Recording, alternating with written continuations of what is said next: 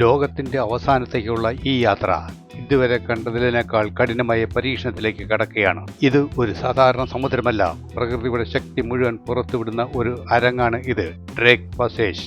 ഞാൻ നിങ്ങളുടെ കവിരാജ് അമ്പലപ്പുഴയിൽ നിന്നും എൻ്റെ അന്റാർട്ടിക്കൻ ട്രിപ്പിൻ്റെ എപ്പിസോഡ് 5. കഴിഞ്ഞ ഒരു ദിവസം മുഴുവൻ ഞാൻ കിടക്കയിൽ തന്നെ ആയിരുന്നു. സീ സിക്നസ് എന്നൊരു അവസ്ഥ, ശരീരവും മനസ്സും ഒരുപോലെ തളർന്നുപോയ അവസ്ഥ. ഡ്രേക്ക് പാസേജ് എന്ന് കേട്ടപ്പോൾ മാത്രം ഒരു സാഹസിക യാത്രയായി തോന്നിയിരുന്നു. പക്ഷേ അത് നേരിട്ട് അനുഭവിച്ചപ്പോൾ പ്രകൃതിയുടെ ശക്തി എത്ര വലുതാണ് എന്ന് മനസ്സിലായി.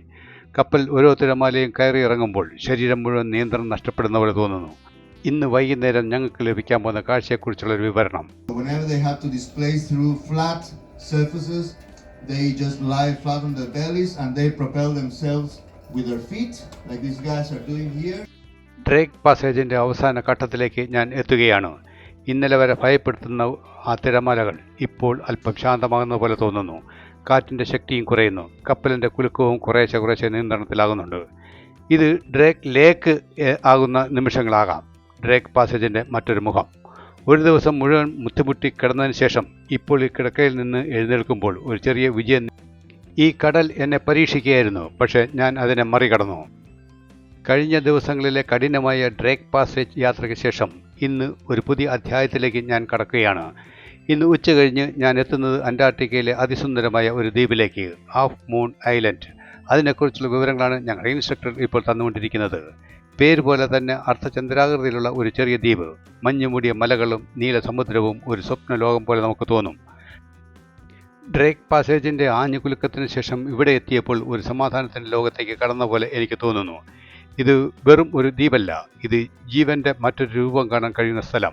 ഇവിടെ നമുക്ക് കാണാൻ കഴിയുന്നത് ആയിരക്കണക്കിന് ചിൻസ്ട്രാ പെൻഗ്വിനുകളെയാണ്, അവരുടെ സ്വന്തം ലോകത്തിൽ ജീവിക്കുന്ന അത്ഭുത കാഴ്ചകൾ. ഇന്ന് എൻ്റെ ജീവിതത്തിലെ ഏറ്റവും വലിയ ഒരു സ്വപ്നം യാഥാർത്ഥ്യമാകാൻ പോകും. എൻ്റെ സ്വപ്ന ലോകമായ അന്റാർട്ടിക്കയിലേക്ക് ഞാൻ പടിപടിയായി എത്തിക്കൊണ്ടിരിക്കുന്നു. അവസാനം നമ്മളുടെ ക്രൂയിസ് ശാന്തമായ ഒരു കടൽ ഭാഗത്ത് എത്തി. ഇപ്പോൾ കപ്പൽ നങ്കൂരമിട്ടിരിക്കുകയാണ്. ഇവിടെ നിന്നും അന്റാർട്ടിക്കയുടെ യഥാർത്ഥ അനുഭവമാണ് തുടങ്ങുന്നത്. വലിയ കപ്പലിൽ നിന്നും ഇനി നമ്മൾ ചെറിയ എക്സ്പെഡിഷൻ ബോട്ടുകളായ സോഡിയാക് ബോട്ടിലേക്ക് കയറും. നമ്മൾ ഇപ്പോൾ കണ്ടുകൊണ്ടിരിക്കുന്നതാണ് ഞാൻ നേരത്തെ പറഞ്ഞ ആ സോഡിയാക് ബോട്ടുകൾ. ഇത് ഷിപ്പിൽ നിന്ന് ഇറക്കുന്ന രംഗങ്ങളാണ് കാണുന്നത്. അതുപോലെ നേരത്തെ ഇറക്കിയ സോഡിയാക് ബോട്ടുകളിൽ ഷിപ്പിൽ നിന്ന് തന്നെയുള്ള സെക്യൂരിറ്റി ജീവനക്കാർ ആദ്യത്തെ ട്രിപ്പിൽ പോയി കരഭാഗങ്ങളും കയാക്കിംഗ് ചെയ്യാനുള്ള ഭാഗങ്ങളും മറ്റും നിരീക്ഷിക്കും. നമുക്ക് ഇറങ്ങാൻ പറ്റിയ കാലാവസ്ഥയും മറ്റുമാണെങ്കിൽ, സാഹചര്യം അനുകൂലമാണെങ്കിൽ അവർ വന്ന് റിപ്പോർട്ട് ചെയ്യും. അതിനുശേഷം മാത്രമേ യാത്രക്കാരെ ഷിപ്പിൽ നിന്ന് ഇറക്കുകയുള്ളൂ. ഓരോരോ ഗ്രൂപ്പായിട്ടായിരിക്കും ഞങ്ങളെ വിളിക്കുന്നത്. ടോട്ടലുള്ള പാസഞ്ചേഴ്സിനെ 4 ഗ്രൂപ്പായിട്ട് മാറ്റിയിട്ട് 4 നിറങ്ങളും കൊടുത്തിട്ടുണ്ട്. റെഡ്, ഗ്രീൻ, യെല്ലോ, ബ്ലാക്ക് എന്നിങ്ങനെ ഓരോരോ കളറിനെയാണ് വിളിക്കുന്നത്. കളർ അനുസരിച്ച് വിളിക്കുന്നതിനനുസരിച്ച് എല്ലാവരും ആ ടൈമിന് ഡ്രസ്സിംഗ് റൂമിൽ ചെല്ലണം. ഡ്രസ്സ് മാറിയതിന് ശേഷം നമ്മുടെ സോഡിയാക് ഷിപ്പിലേക്ക് കയറണം. ഇതാണ് മെത്തേഡ്. ഈ ഏരിയ ഇപ്പോഴും തണുത്തതും ശക്തവുമാണ്. പക്ഷേ ഈ ചെറിയ ബോട്ടുകൾ തിരമാലകളെ കുത്തി നുറുക്കി മുന്നോട്ട് നീങ്ങത്തക്ക കഴിവുള്ളതായിരിക്കും. ചിലർക്ക് ഇന്നേ ദിവസം കൂടുതൽ സാഹസികമാക്കാൻ കയാക്കിംഗ് ട്രിപ്പുകളും ഒരുക്കിയിട്ടുണ്ട്.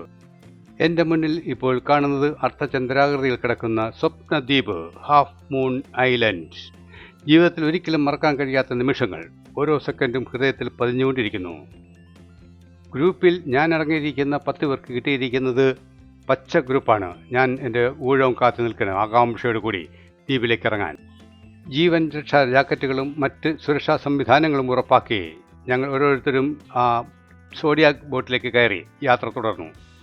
സോഡിയാക് ബോട്ടിൽ ഞാൻ കയറി. എന്നോടൊപ്പം മറ്റു 9 പേരും ലോകത്തിൻ്റെ പല ഭാഗങ്ങളിൽ നിന്നെത്തിയവരാണ്. ചെറിയ ബോട്ട്, പക്ഷേ അതിൽ നിറയെ വലിയ ആവേശം. എല്ലാവരും റെഡിയായതോടെ ബോട്ട് സാവധാനം മുന്നോട്ട് നീങ്ങി. അപ്പോഴാണ് എനിക്ക് ആദ്യമായി ഒരു അത്ഭുത കാഴ്ച കാണാൻ കഴിഞ്ഞത്. മഞ്ഞ് തണുത്ത വെള്ളത്തിൽ ചില പെൻഗ്വിനുകൾ സന്തോഷത്തോടെ തത്തിക്കളിക്കുന്നു. വെള്ളത്തിൽ നിന്നും പുറത്തു ചാടി വീണ്ടും മുങ്ങി വീണ്ടും ഉയരുന്നു. അവരുടെ ലോകം എത്ര ലളിതം, എത്ര സുന്ദരമാണ്. ഒരു നിമിഷം ഈ യാത്രയുടെ മുഴുവൻ ക്ഷീണവും മറന്നുപോയി. ഡ്രേക്ക് പാസേജിൻ്റെ ആ കഠിനമായ ദിവസങ്ങൾക്ക് ശേഷം ഇത് പ്രകൃതിയുടെ ഒരു സമ്മാനം പോലെ. ബോട്ട് മുന്നോട്ട് നീങ്ങുമ്പോൾ പുതിയ കാഴ്ചകൾ, പുതിയ സന്തോഷങ്ങൾ. ഇത് എൻ്റെ ജീവിതത്തിൽ ഞാൻ ഒരിക്കലും മറക്കാനാവാത്ത നിമിഷങ്ങളാണ്. അല്പം ദൂരെയായി മഞ്ഞിൽ പൊതിഞ്ഞു കിടക്കുന്ന ആ സ്വപ്നദ്വീപ് എനിക്കിപ്പോൾ കാണാം, ഹാഫ് മൂൺ ഐലൻഡ്. ഇപ്പോൾ കൂടുതൽ വ്യക്തമായി കാണാൻ തുടങ്ങുന്നു. ആ നീല സമുദ്രവും വെള്ള മഞ്ഞിനും ഇടയിൽ ഒരു ചിത്രപടം പോലെ എൻ്റെ മുന്നിൽ വിരിയുന്നു. എന്നെപ്പോലെ തന്നെ ഇവിടെ മറ്റു പല സോഡിയാക് ബോട്ടുകൾ ഉണ്ട്. ദ്വീപിലേക്ക് ഇറങ്ങാൻ എല്ലാവരും അവരവരുടെ ടേൺ കാത്തിരിക്കുകയാണ്. കാരണം ഒരു പോലീസ് ഇവിടെ ഉള്ളത് 100 പേരിൽ കൂടുതൽ ഒരു സമയത്ത് ഒരു ദ്വീപിലും കാണാൻ പാടില്ല. അപ്പോൾ ആദ്യം പോയവരെ തിരിച്ച് ആ ദ്വീപിൽ നിന്ന് ഇറക്കിയതിന് ശേഷം വേണം പിന്നാലെ എത്തുന്നവരെ അവിടെ ഇറക്കാൻ. ആ ഇടവേളയിൽ ഞാൻ ഈ തണുത്ത സമുദ്രത്തിന് നടുവിൽ ഓരോരോ അത്ഭുതങ്ങൾ കണ്ടുകൊണ്ടേ ഇരുന്നു. കൂടുതലും കാണാൻ സാധിച്ചത് പെൻഗ്വിനുകളെയാണ്. അവ കരയിൽ നിന്ന് ദൂരെ നിന്നുകൊണ്ട് കരയിൽ വിലസിക്കുന്നത് വ്യക്തമായിട്ട് കാണാൻ പറ്റുന്നുണ്ടായിരുന്നു. ഞങ്ങൾ അതിനടുത്തേക്കാണ് പോകുന്നത്. ഇവിടെ സമയം മന്ദഗതിയിൽ നീങ്ങുന്നത് പോലെയാണ് എനിക്ക് തോന്നുന്നത്. ഓരോ നിമിഷവും കണ്ണുകളിൽ നിറച്ച് ഹൃദയത്തിൽ സൂക്ഷിക്കണമെന്നാണ് എനിക്ക് തോന്നുന്നത്. ഇതൊരു യാത്രയല്ല, ഞാൻ വീണ്ടും വീണ്ടും പറയുന്നു, ഇത് പ്രകൃതിയുമായുള്ള ഒരു നിശബ്ദ സംഭാഷണമാണ്. പക്ഷേ ഇനിയും എനിക്ക് ആ ദ്വീപിലേക്ക് ഇറങ്ങാനുള്ള സമയം എത്തിയിട്ടില്ല. മാത്രമല്ല, കുറഞ്ഞത് 5 മിനിറ്റ് കൂടി കാത്തിരിക്കേണ്ടതായിട്ടുണ്ട്. ആ 5 മിനിറ്റ് എൻ്റെ ജീവിതത്തിലെ ഏറ്റവും നീളമുള്ള നിമിഷങ്ങൾ പോലെ എനിക്ക് തോന്നുന്നു. അതിനിടയിൽ ഞങ്ങളെയും കൊണ്ടുപോയ ഗൈഡ് ബോട്ട് സാവകാശമായി തീരത്തോട് ചേർക്കുന്നു. ഇത് നോക്കൂ, അത് നോക്കൂ, അതുങ്ങളുടെ കളി നോക്കൂ എന്നും മറ്റും കാണിച്ചു തരുന്നുണ്ട്. പെൻഗ്വിനുകളുടെ കരയിലും കടലിലും സ്വന്തം ലോകത്തിൽ മുഴുവൻ പെൻഗ്വിനുകൾ. ചിലത് മണലിൽ നടക്കുന്നു, ചിലത് വെള്ളത്തിൽ തത്തിക്കളിക്കുന്നു, ചിലത് അങ്ങോട്ടും ഇങ്ങോട്ടും ചാടുന്നു, കളിക്കുന്നു, സംസാരിക്കുന്നു. അത് അവരുടേതായ ലോകം. അവർക്കിടയിലെ യാതൊരു ഭയവുമില്ല. മനുഷ്യർ വന്നാലും അവരുടെ ജീവിതം അതേപോലെ തന്നെ തുടരുന്നു. ബോട്ട് വളരെ സാവകാശമായി ചലിക്കുന്നുള്ളൂ. ഒരു നിമിഷം നഷ്ടപ്പെടാതിരിക്കാൻ എല്ലാവരും ക്യാമറാമായി തയ്യാറായി നിൽക്കുന്നു.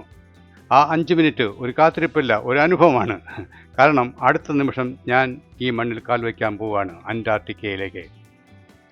തീരത്തോട് വളരെ അടുത്ത് സഞ്ചരിച്ചിരുന്ന ഞങ്ങളുടെ സോഡിയാക് ബോട്ട് ഓരോ നിമിഷവും അത്ഭുതങ്ങളാൽ നിറഞ്ഞിരിക്കുന്നു. വളരെ അടുത്ത് കണ്ണുകൾക്ക് മുമ്പിൽ തന്നെ നിരവധി പെൻഗ്വിനുകൾ. അവരുടെ ലോകം, അവരുടെ ചലനങ്ങൾ, അതൊക്കെ കാണുമ്പോൾ സമയം നിൽക്കുന്നത് പോലെ തോന്നുന്നു. ബോട്ടിൻ്റെ ശബ്ദം കൊണ്ടാകാം ഒരു പക്ഷേ ചില പെൻഗ്വിനുകൾ ഞങ്ങളുടെ ബോട്ടിൻ്റെ അരികിലേക്ക് തന്നെ എത്തി. എഞ്ചിൻ്റെ അടുത്ത് വരെ വന്നു എന്ന് വേണേൽ പറയാം. വെള്ളത്തിൽ ചാടുന്നു, വീണ്ടും ഉയരുന്നു. അവരുടെ കളി കാണാൻ വളരെ രസം. കണ്ണ് മാറ്റാൻ പോലും തോന്നാത്ത ഒരു കാഴ്ച. ആ നിമിഷം ഞാനൊരു യാത്രികൻ അല്ലായിരുന്നു, പ്രകൃതിയുടെ ഒരു ഭാഗമായിരുന്നു. ഇതിനോടകം തന്നെ ഞങ്ങൾക്ക് തീരത്തേക്ക് എടുക്കാനുള്ള സിഗ്നൽ ഞങ്ങളുടെ ഗൈഡിന് കിട്ടി. അദ്ദേഹം പറഞ്ഞ് നമുക്ക് തിരിച്ച് കരയിലേക്ക് പോകാം, നമ്മുടെ ടേൺ അടുത്തു കഴിഞ്ഞു, ഇനി കുറച്ച് ദൂരം കൂടി നമുക്ക് പിന്നിടാനിട്ടുണ്ട്. തീരത്തേക്ക് എത്താൻ കുറച്ച് ദൂരം ബാക്കിയുണ്ട് താനും. ഞങ്ങളുടെ സോഡിയാക് ബോട്ട് സാവകാശം കരയിലേക്ക് നീങ്ങുകയാണ്. അപ്പോഴാണ് ഞങ്ങളുടെ എല്ലാവരുടെയും ശ്രദ്ധ ഒരു അത്ഭുത സീനിലേക്ക് മാറിയത്. സീനുകളുടെ ഒരു അത്ഭുത കാഴ്ച തന്നെയായിരുന്നു ഞങ്ങളുടെ ബോട്ടിനെ പിന്തുടർന്നുകൊണ്ടിരുന്നത്. ഞങ്ങളെല്ലാവരും അതേ കാഴ്ചയിലേക്ക് തന്നെ ഫിലിമാക്കാൻ വേണ്ടി ധൃതി പിടിക്കുകയായിരുന്നു. എല്ലാവരും വാശിയോടുകൂടിയും ആഗ്രഹത്തോടുകൂടിയും ആവേശത്തോടുകൂടിയും ആ സീൻ ഞങ്ങളുടെ ക്യാമറയിൽ പകർത്തി. ആ കാഴ്ചകളാണ് നിങ്ങളിപ്പോൾ കാണുന്നത്. അതായത് ബോട്ടിൻ്റെ മോട്ടറിൻ്റെ ശബ്ദത്തോടു കൂടി വെള്ളത്തിൻ്റെ അടിയിൽ നിന്നും ചില പെൻഗ്വിനുകൾ പെട്ടെന്ന് ഉയർന്നു വരുന്നു. 1 അല്ല 2 അല്ല 3 അല്ല, വളരെയധികം പെൻഗ്വിനുകൾ. അവ ഞങ്ങളോടൊപ്പം അതേ സ്പീഡിൽ വെള്ളത്തിൽ ചാടിച്ചാടി മുന്നോട്ട് വരുന്നു. ഒരു നിമിഷം അവ നമ്മളോട് മത്സരിക്കുന്നത് പോലെ. വെള്ളത്തിൽ നിന്നും പുറത്ത് ചാടി വീണ്ടും മുങ്ങി വീണ്ടും മുന്നോട്ട്. അവയുടെ നീക്കം, അതിൻ്റെ കൃത്യത, കണ്ണ് മാറ്റാൻ പോലും തോന്നാത്തത്ര രീതിയിലുള്ള മനോഹരമായ കാഴ്ച. ഞങ്ങളുടെ ബോട്ടിൻ്റെ ഇരുവശങ്ങളിലും ആ ചെറിയ ജീവികൾ ഞങ്ങളോടൊപ്പം യാത്ര ചെയ്യുന്നു. ഞങ്ങൾക്ക് വേണ്ടുന്ന പ്രോത്സാഹനം, യാത്ര ചെയ്തതിനുള്ള പ്രോത്സാഹനം, ഞങ്ങളെ കാണാൻ വന്നതിനുള്ള നന്ദി അറിയിക്കുന്ന പോലെയാണ് അവ കാണിച്ചത്. അല്ലെങ്കിൽ അവരുടെ രാജ്യമായ അന്റാർട്ടിക്കയിലേക്ക് എത്രയോ ദൂരം കടന്ന് നിങ്ങളിവിടെ എത്തിയിരിക്കുന്നു, അതിനുള്ള നന്ദി പ്രകടനമായിരിക്കും. അതിനിടയിൽ എൻ്റെ ക്യാമറ ചലിച്ചത് മറ്റൊരു സീലിലേക്കായിരുന്നു. വളരെ സന്തോഷപരമായിട്ടൊരു പാറയുടെ മുകളിൽ നിന്ന് വെയിൽ കൊള്ളുന്ന സീൽ. ഞങ്ങളുടെ ബോട്ടിൻ്റെ ഇരുവശങ്ങളിലും ആ ചെറിയ ജീവികൾ ഞങ്ങളോടൊപ്പം യാത്ര ചെയ്യുന്നു. ആഹാ, എത്ര മനോഹരമായ കാഴ്ച! ഈ കാഴ്ച വിവരിക്കാൻ എനിക്ക് വാക്കുകൾ മതിയാകുന്നില്ല. ഞങ്ങൾ യാത്ര തുടരുകയാണ്. ഹാഫ് മൂൺ ദ്വീപിലേക്ക് കാൽ ചൂട്ടാനുള്ള സന്തോഷത്തോടു കൂടി ഞങ്ങൾ ആ ദ്വീപിന് സമീപത്തേക്ക് യാത്ര ചെയ്യുകയാണ് ഇപ്പോൾ. ഇത് കാണാൻ വേണ്ടിയായിരുന്നല്ലോ ഈ ലോകത്തിൻ്റെ അറ്റം വരെ വന്നത്. അത് ഒട്ടും വെറുതെ ആയില്ല എന്ന് ഈ സീനുകൾ കാണുമ്പോൾ ഞങ്ങൾക്ക് മതിയാകുന്നു. ഇത് ജീവിതത്തിൽ വീണ്ടും കാണാൻ സാധിക്കില്ല. ഇതുപോലുള്ള കാഴ്ചകൾ സ്വപ്നങ്ങളിൽ മാത്രം. കണ്ടോ പെൻഗ്വിനുകൾ ഞങ്ങളെ പിന്തുടരുന്നത്. അങ്ങനെ ഞാൻ സഞ്ചരിച്ചിരുന്ന സോഡിയാക് ബോട്ട് എനിക്കിറങ്ങാനുള്ള ഹാഫ് മൂൺ ദ്വീപിൻ്റെ സമീപമെത്തി. ബോട്ട് സാവധാനം കരയിലേക്ക് അടുത്തു. ഹൃദയം കുത്തിനെ മിടിക്കുന്നു, ശ്വാസം പോലും മന്ദഗതിയിൽ, ഒരു ചെറിയ ചുവട്. അങ്ങനെ ഞാൻ അന്റാർട്ടിക്കയിലെ ഹാഫ് മൂൺ ദ്വീപിൽ എൻ്റെ കാൽ ചുവട്ടി, എൻ്റെ കാൽപാദം അവിടെ പതിഞ്ഞു. ആ ദ്വീപിൽ കാൽ വെച്ച ശേഷം ഒരു നിമിഷം എനിക്ക് എന്ത് ചെയ്യണം എന്നുപോലും മനസ്സിലായില്ല. ആ ലോകത്ത് ഞാൻ ഒരു ചെറിയ കുട്ടിയെപ്പോലെ. അവിടെയുള്ള പെൻഗ്വിനുകളോടൊപ്പം അല്പം ഞാൻ നടന്നു. അവരുടെ ഇടയിൽ, അവരുടെ ലോകത്ത് ഞാനും അവരുടെ ഒരു ഭാഗമായ പോലെ. ഇനിയും കൂടുതൽ സംഭവബഹുലമായ കാഴ്ചകൾ അടുത്ത എപ്പിസോഡിൽ.